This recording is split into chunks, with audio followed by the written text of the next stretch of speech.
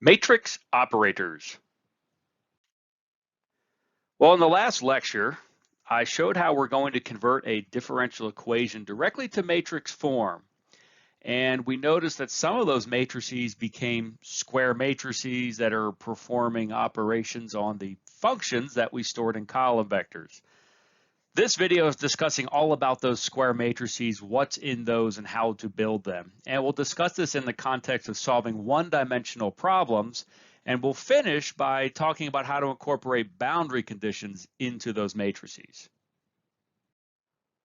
One-dimensional matrix operators. I like looking at differential equations this way. I like looking at it in terms of functions versus operations.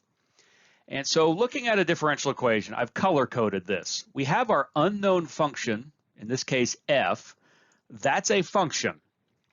The only other place that we can have a function in a differential equation is over here, that is the excitation. Everything else, which I've colored in blue here, is an operation happening onto f. Now one might ask, hey, what about this c sub x? Isn't that a function? Yes, on paper it's a function, but when we talk about this in the context of a differential equation, this should all be known numbers, and this is performing a point-by-point multiplication onto f. And over here, look at a of x. Even though that comes before the derivative operation, it is still performing a point-by-point multiplication onto whatever occurs to the right.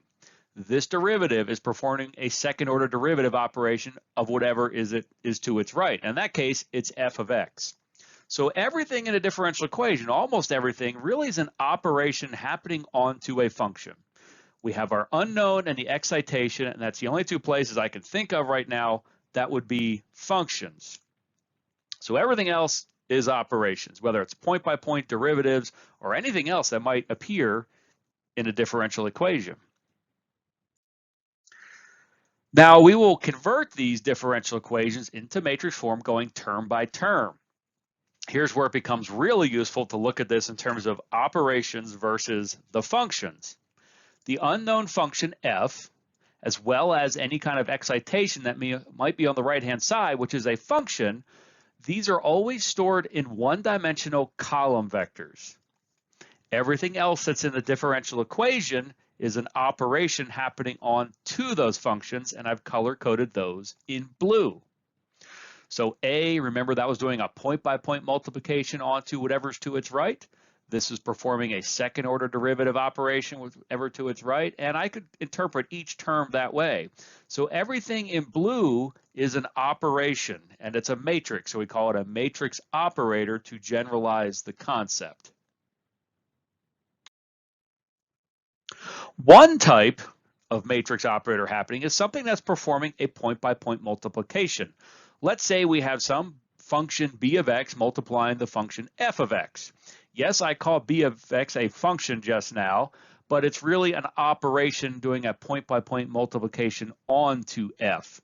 So when we do write this in matrix form, this b of x function becomes a square matrix, but f being the unknown function is still stored in a column vector. So let's figure out what needs to go into this matrix for doing point-by-point multiplications. And the way I like to do this is to set up a giant matrix equation. First, I write b times f. So we have this big giant matrix, square matrix b, that has something in here such that when I pre-multiply my column vector of f values, I get the point-by-point multiplication. So what I'll do is I'll go ahead and write in here the answer that I want that matrix to give me. And a point-by-point multiplication would simply be b1 times f1, b2 times f2, b3 times f3, and so on. Now over here on the left, I'm showing that graphically. Here's my unknown function, which I'm drawing, but actually we would not know it at this point. But if we did, and if it was multiplying this function b, we're doing a point-by-point multiplication at each point. So back to the original question, what needs to go into this matrix so that when we pre-multiply this column vector of f's, we get this answer, which is a point-by-point multiplication? Well, we can go one row at a time and figure this out. What would need to go into the top row so we get b1 times f1? So we're going to have a row of 6 numbers, And since we only want a B1 times F1, it would just be a B1 sitting in that first position and zeros everywhere else. Make a long story short, we end up with what's called a diagonal matrix. With that function B, imagine for a second we were storing it in a column vector, but instead of a column vector, we run that down the diagonal of a matrix and everything else is zeros. So a diagonal matrix onto a column vector performs a point-by-point multiplication. Well, that's easy. So it's real easy to construct these point-by-point matrix operators. They're just diagonal matrices with the function running down its diagonal. A little bit more complicated now. Let's talk about a derivative matrix. So this is a square operator matrix that would calculate a derivative. So the first order derivative of x, this derivative will become a square matrix. F is stored in a column vector. I'm going to take the same approach. I'm going to write a big blank matrix equation and ask the question, what big square matrix, what needs to go in here such that if it pre-multiplies this column vector of f's, I get a column vector with the answer in it. So in this case, what is the answer? Let's go one point at a time. Let's start with the second point. So we're over here. What is the first order derivative? Well, it's f3 minus f1 divided by 2 delta x. And that's what we see, f3 minus f1 over 2 delta x. If I go to the third point, what's the derivative here? It's f4 minus f2 divided by 2 times delta x. And so that's what we see, f4 minus f2, and then 1 over 2 delta x. So all of these are really getting divided by 2 delta x, so I just wrote that to the outside, and I think this is just a little bit clearer to see. So now the question is, what goes in this matrix that would give us that answer? Here it is. So I've pulled out the 1 over 2 delta x, and let's just take the second line again. So the derivative at the second point, f3 minus f1 over 2 delta x. So we have the 1 over 2 delta x, but we have a minus 1 in the f1 position, a 0 in the f2 position because we're not using that at all here, but we do have the negative 1 in the f1 position, and we want a positive 1 in the f3 position. And there's no other f, so it's all 0. And so I'll go through my column vector and go one row at a time and write what we need. Well, right away, we realize there's a problem at the edges.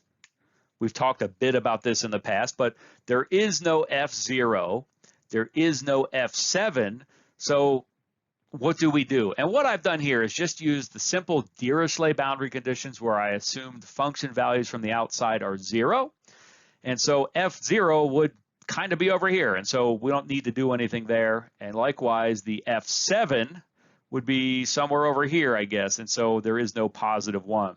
So this matrix has Dirichlet boundary conditions built into it, just assuming F0 and F7 are 0. We already know that's not the only option, and we'll talk about this at the end, how to incorporate different types of boundary conditions into these derivative matrices. The last thing I'll point out is this is a very easy matrix to build. Notice it's 1s going down this +1 diagonal, and it's negative 1s going down the negative 1 diagonal. And MATLAB has very convenient commands for inserting diagonals into matrix. So literally we could build this matrix in 3 easy steps. Step 1, insert the positive 1s. Step 2, insert the negative 1s. And step 3, divide by 1 over 2 delta x. And yeah, we could do this in just 2 steps if we inserted 1 over 2 delta x down this diagonal and negative 1 over 2 delta x down that diagonal. I like thinking of it in terms of 3 steps. So that's a first order derivative matrix, and it's just 2 diagonals. Very easy to build, but it lets us type in differential equations into MATLAB. Let's move on and think about a second order partial derivative. So we have a second order partial derivative operating on x. So we need a big square matrix that pre-multiplies f that would give us the second order derivative. So we write our big blank matrix equation, and we want to know what goes in here in this big square matrix so that when it pre-multiplies our column vector of f's, we get the answer. And we're writing our finite difference equations here. So let's look at the second point. What is the second order derivative at this point? Well, we know it's going to be f3 minus 2 times f2 plus f1 divided by delta x squared. And that's exactly what we see, f3 minus 2f2 plus f1, all divided by delta x squared. Let's go to the third point. What is the second order derivative here? It is f4 minus 2f3 plus f1 divided by delta x squared. And that's what we have, f4 minus 2f3 plus f2 all divided by delta x squared. And we can do this for each of the columns. That's the answer we want to get. Now we can figure out what goes into this big square matrix to do that. And here's the answer. Remember for the second point, f3 minus f2 plus f1. So we have a positive 1 in the f3 position, a minus 2 in the f2 position, and a positive 1 again in the f1 position, and of course everything divided by 1 over delta x squared. And if we go to the next row, f4 minus 2f3 plus f2, well, there's a 1 in the f4 position, a minus 2 in the f3 position, and a positive 1 again in the f2 position. And we can go row by row. Of course, we have this problem again with the boundaries. There is no f0, there is no f7, and so what do we do? And in this matrix, I'm using Dirichlet boundary conditions again, where I've just assumed everything is 0 outside of the grid. Now, a great question always seems to come up, and that's what I'm answering here. We know that a second order partial derivative really is the product of two first order partial derivatives. So here's the question. Why do we have to construct a whole second order derivative matrix when I can just multiply together two first order derivative matrices? And there's a very good reason for this. Don't do this. There will become a time later when we can do this, but not now. Okay, so let's look at the derivative matrix that we just constructed for a second order derivative. And we had these three diagonals inserted into the matrix. Let's look at what we would get if we did calculate two first order derivative matrices and multiplied them together. This is what we would get. So let's ignore the boundary terms for a problem because the boundary condition is a whole other thing. Let's look at everything else in this equation. Notice the positions of the ones. These ones are much farther away from the -2 than they are over here. That means when we construct the second order derivative matrix directly, we're using the tightest possible points up against where we want to calculate the derivative as possible. Here, we should use the tightest possible points, but we're reaching farther out into the grid. We are losing resolution by doing that. It's like we've halved our resolution on the grid. And that's the reason we should not do that. We should construct a whole unique second order derivative matrix, not multiply together two first order derivative matrices. Now, if you doubled the resolution of your grid, you know what? You could actually get away with doing this, but you're losing accuracy, you're increasing memory, you're increasing number of points. It's just a bad, sloppy thing to do. So for right now, we're going to have to build its own second order derivative matrix. I will foreshadow, just in case you're wondering under what circumstances we don't have to do this. When we get to staggered grids, it turns out we won't have to build second order derivative matrices. We can just multiply these together because we'll be multiplying together what we'll call a left and a right-handed derivative matrix. Don't worry about that for now. Right now we're using what we will call later a co-located grid, but we need separate derivative matrices for first and second order derivatives. So here's a warning. When working with these matrices, use sparse matrices always, always, always from the very beginning. Don't build a full matrix and then declare it sparse because you can easily run out of memories.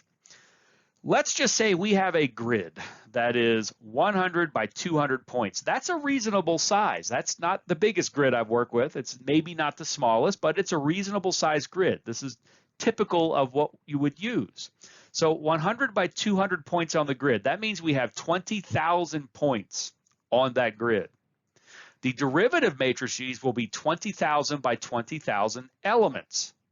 That's a total of 400 million elements in that matrix. If we were to store that with each one of those 400 million numbers being double floating point precision numbers, that would take up 6 gigabytes of memory.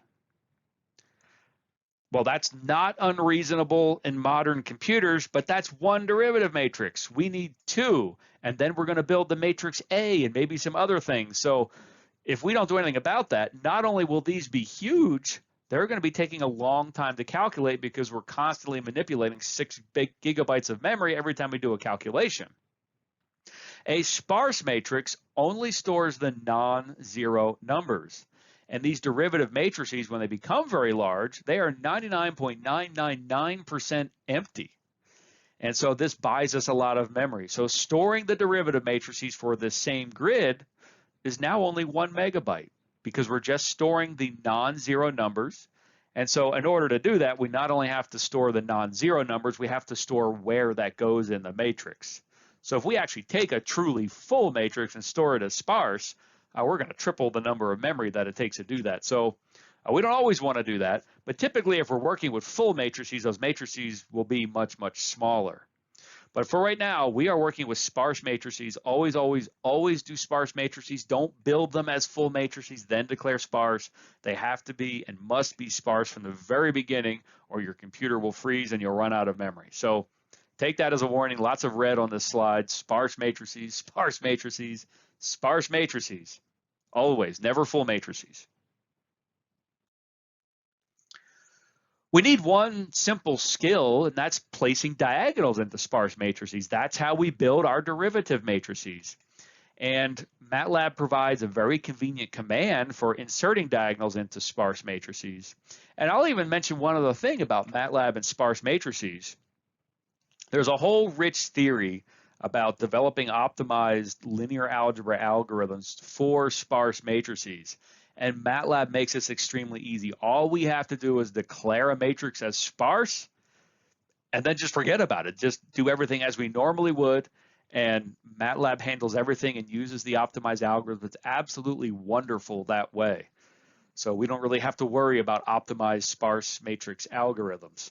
Anyway, let's just say we want to form the identity matrix. Well, MATLAB has a built-in command, SPEYE, for sparse identity matrix, and we would just do it in one shot, but let's learn a little bit more. So let's make this matrix 6 by 6, so M equals 6. We'll then declare a zero matrix, and I do this a lot, so I'll just declare a sparse zero matrix, M by M. So at this point, Z is a matrix, but it's all zeros. I'll then calculate an array, a one-dimensional array containing all ones. Now I'm going to use this command spdiag, which has 3 input arguments. The last input argument is the matrix that I want to insert the diagonal into. And so I'm going to insert a diagonal into the zero matrix. This second number is which diagonal we're going to insert into. And so 0 means the center diagonal. The diagonal right above that will be the +1. We then have the +2, +3, +4, and so on. And then below the center diagonal, we have the -1 diagonal, -2, -3, -4, -5. And then the very first input argument is the array of numbers that we want to insert. So we're giving it this one-dimensional array of ones. And so that creates a sparse matrix A, and there's never a full matrix here. Even though I'm displaying it as a full matrix, I'm just doing that for our eyes. If we went into MATLAB and actually typed in A, show us what's in A, it's only going to show us these ones and not show us the zeros. That's just sort of almost a column vector looking thing. Okay, now let's insert 2 diagonals. So we'll still use a 6 by 6 matrix. We'll still start with a zeros matrix, and I'll calculate a column vector of all ones. Okay, call number 1 to spdiags. I'm going to insert a diagonal into the zero matrix. I'm going to insert into the -1 diagonal. That means I am inserting this diagonal. Now, Yes, we are inserting negative ones into the negative one diagonal. That's coincidence. Perhaps I should have put negative twos or something. But anyway, we're inserting into the negative ones into the negative one diagonal. And so we give it minus times this array of positive ones, and so in goes the positive ones. Now we want to add this second diagonal. We want to put positive ones up here in this plus one diagonal. Again, another coincidence. Maybe I should have used a different number so as not to confuse, because these are not the numbers we're inserting, they're the diagonal numbers. Now we don't want to write over the previous matrix, which right now has these negative ones going here, so I'm not going to give it the 0 matrix. I want to add the diagonal to the A matrix. I want to add these numbers to the plus one diagonal, and I want to add positive ones. So that now inserts negative ones into the matrix that already had the negative ones, and so A comes away having both of those diagonals. So SPDIAGs is the command we will use to build our derivative matrices and ensure that these matrices are sparse. Incorporating boundary conditions. We've already seen a bit Dirichlet boundary conditions, so now I'm drawing it this way. We have a 7-point grid, and we want to build a derivative matrix that does a second order derivative. So here's the finite difference expression we'll use for all of the interior points, but we know now we can't use this for the end points because this would try to access a function value from the outside. Well, if we use Dirichlet boundary conditions, that means the function values outside will assume to be 0, and it really will force that function to be 0 at the edges. So don't use Dirichlet boundary conditions, and yet unless you know that the function you're trying to find truly is 0 at the boundaries. So I write the expression for the second order derivative. I just set the term that would be outside of the grid to 0. So this is a nice little summary of all of the finite differences that we'd have across our entire grid. Now we put these into matrix form. And we've already done this one. So if we look at the finite difference equation for all of the rows, all the interior points are the same. So we see the 1, minus 2, 1 running down the diagonal. We would call this a tridiagonal matrix. However, this first equation has a 0 in the F0 position. So it's only a minus 2 multiplying F1 and a positive 2 multiplying F2. Negative 2, positive 1, and the rest are 0. Then maybe in your mind you can kind of think there's a positive 1 out here which doesn't exist. Probably not a good way to think, but yeah, we could think that way maybe. All right, then the last point. It's the F8 that doesn't exist, so we just set that to 0. So we have a positive 1 multiplying F6 and a negative 2 multiplying F7. Positive 1 in the F6 position and a minus 2 in the F7 position. And I'm being a little bit lazy by not saying that, yes, we're also dividing by delta x squared, and that's to the outside. So this is our second order derivative matrix with Dirichlet boundary conditions built in. We've already done this. What about other boundary conditions? Periodic boundary conditions. If we're simulating something that is periodic, then our function must repeat. So for example, if we're at the first point and we need the second order derivative, that would be F2 minus 2 times F1 plus F0, and that doesn't exist. However, we can reach to the other side of the grid and grab F7 if it truly is periodic. So we have an F7 sitting where F0 would be. Likewise, at this side of the grid, we would have our F6 minus 2 times F7 plus F8. But we don't have F8. However, if this function really is repeating, then F8 will be the same thing as F1. So let's just drop F1 in the position of F8. Let's see what the derivative matrix looks like. Well, it looks like what we had when we had Dirichlet boundary conditions, except now we've also inserted a 1 up here and another 1 down here, and that's because we're reaching to the other side of the grid. Look at our finite difference equation. It's a positive 1 multiplying F7, minus 2 multiplying F1, and a positive 1 multiplying F2. So we have a 1 in the F7 position, a minus 2 in the F1 position, and a positive 1 in the F2 position. Let's look at our last finite difference. F6, 1 multiplying F6, minus 2 multiplying F7, and then a positive 1 multiplying F1 from the other side of the grid. So we have a 1 in the F6 position, a minus 2 in the F7 position, and then a 1 back in the F1 position. And again, I'm being lazy and not mentioning that, yes, all these 1s and minus 2s are divided by delta x squared, and that's what we're doing when we divide everything by delta x squared on the outside. So here was our derivative matrix with a periodic boundary condition built in. So boundary conditions get incorporated into our derivative matrix, or at least that's one way to do it. I like doing that anytime that can be done. Neuman boundary conditions. This is where we assume the function sort of continues linearly out of the grid. So for the interior of the grid, we have our ordinary first and second order finite difference approximations, but at the edge of the grids, things change. Well, if the first order derivative continues off the grid, then the slope right at this point really should be very close to the slope of the line connecting F1 to F2. So that's how we estimate it. F2 minus F1 divided by delta x, that's the space between them. The second order derivative has to be 0 because we're assuming the function continues linearly. There's no curvature to that. Second order derivative has to be 0. Now at the right-hand side of the grid, we would like to calculate a linear slope as an F8 minus F6 divided by 2 delta x, but we don't have F8. So it will be F7 minus F6 divided by the spacing between them. That's how we'll calculate our derivative, and the second order derivative is 0 because that's going to the outside of the grid. All right, what does this look like in matrix form? So here is our first order derivative, and we have essentially negative 1s and positive 1s going down 2 diagonals. However, things look completely different on the first and last row where the boundary conditions are.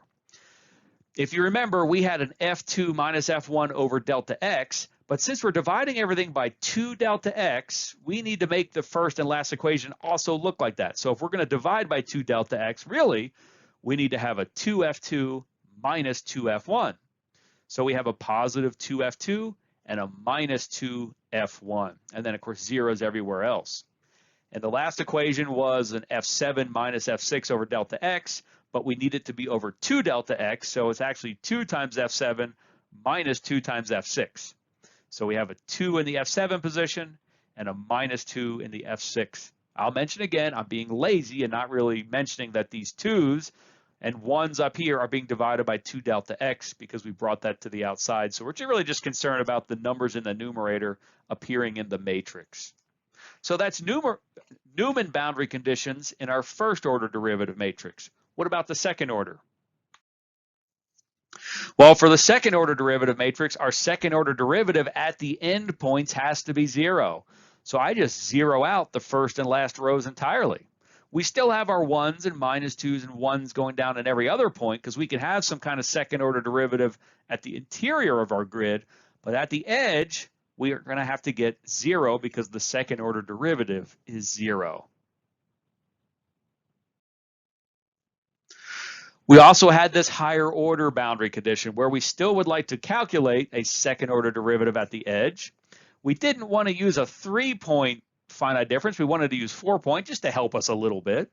And so we wrote our 4-point just in terms of F1 to F2, not making use of anything on the outside.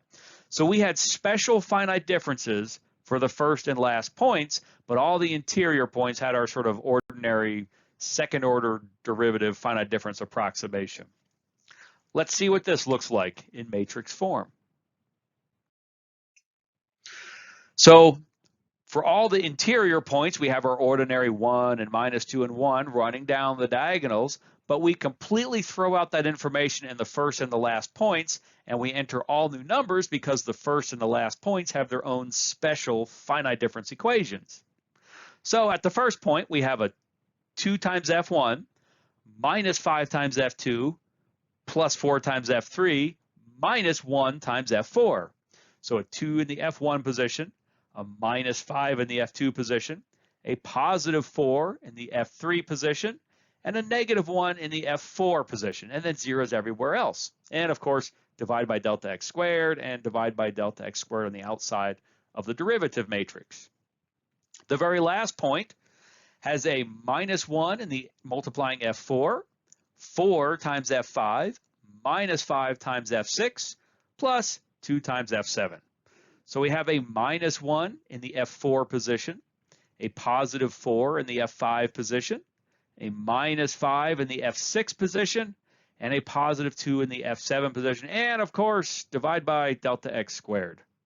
So I'll admit, I actually tend to forget about the minus delta x, or the 1 over delta x squared, even when I build my derivative matrices and I get a crazy answer and then I realize what I've done.